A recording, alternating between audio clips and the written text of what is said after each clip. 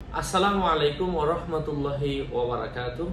সম্মানিত ভাই ও বন্ধুরা, আজকের এই ভিডিওতে আমি আপনাদের সাথে আলোচনা করব কুরআনুল কারীম থেকে সূরাতুল লাহাব নিয়ে একটা গুরুত্বপূর্ণ আলোচনা বুঝতে ধৈর্য ধরে সাথেই থাকবেন। আমাদের ছোট্ট ইউটিউব চ্যানেলটি সাবস্ক্রাইব করতে ভুলবেন না।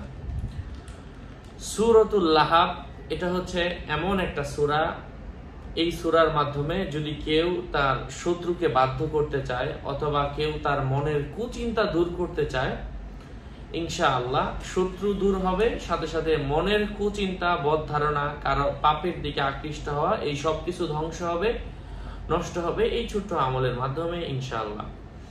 আলোচনা বুঝতে ধৈর্য ধরে সাথেই থাকবেন। আমাদের এই ছোট্ট ইউটিউব চ্যানেলটি সাবস্ক্রাইব করতে ভুলবেন না। আপনাদের সাথে যুক্ত আছি আমি মুফতি জুবায়ের বিন ইমাম। ঠিক আমার ভেরিফাইড চ্যানেলের ডেসক্রিপশন বক্সে আমার পেজ এবং আমার আইডি লিংক দেওয়া আছে। এর বাইরে অন্য কোনো পেজও নাই, আইডিও নাই। সাবধান, আমার নাম আর ছবি থাকলে ওটা আমি না, প্রত্যেকটা ভিডিওতে আমি সাবধান করি, সতর্ক করি।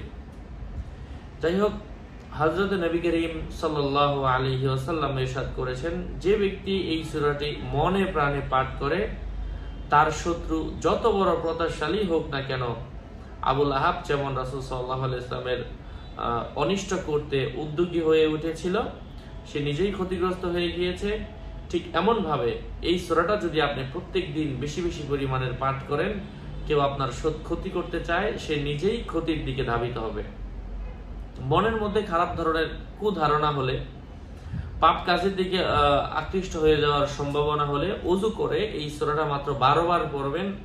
মন থেকে এই জাতীয় সকল ধরনের খারাপ ধ্যান ধারণা এগুলা দূর হয়ে যাবে ইনশাআল্লাহ।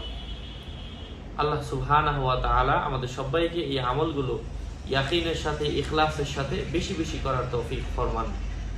আরো আপডেট পেতে আমার সাথেই থাকবেন। আমি আগেও বলেছি, আবারও বলছি, ডেসক্রিপশন বক্সে আমার পেজ এবং আমার আইডি লিংক দেওয়া, এর বাইরে অন্য কোনো পেজ নেই, আইডি নেই। সাবধান। আসসালামু আলাইকুম ওয়া রাহমাতুল্লাহি ওয়া বারাকাতুহু। আমার কোনো ইমো নাই, হোয়াটসঅ্যাপ নাই। আগেও আমি সাবধান করেছি, আবারও করলাম। বারবার একই কথা বলার কারণ হচ্ছে যেন কোনো মানুষ শুনে ক্ষতিগ্রস্ত না হয়, এই জন্য। আসসালামু আলাইকুম ওয়া রাহমাতুল্লাহ।